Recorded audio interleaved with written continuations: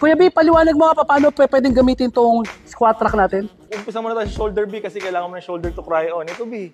Oh, palaki mo yung shoulder mo. Na-adjust to B ha.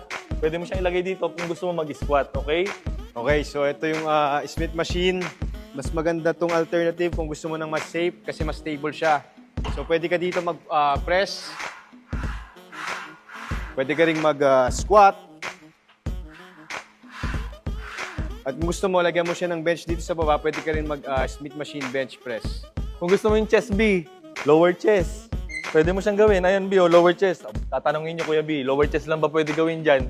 Kung sa middle B, syempre adjust mo siya dito. Baka sabihin mo, na-adjust na nga eh. Hindi pwede rin sa lower. Meron tayo lat pull down attachment.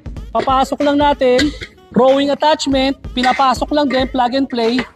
So kita nyo, kahit sabay na nagro-rowing, kahit sabay na nagla-lat pull down, pwede. At kung malakas ka pa, kung gusto mo, sama mo tropa mo, pwede ka pa nagchichining. So kahit 3 tao, pwede sabay-sabay. So napakalaki ng matitipid mo sa gym equipment na to.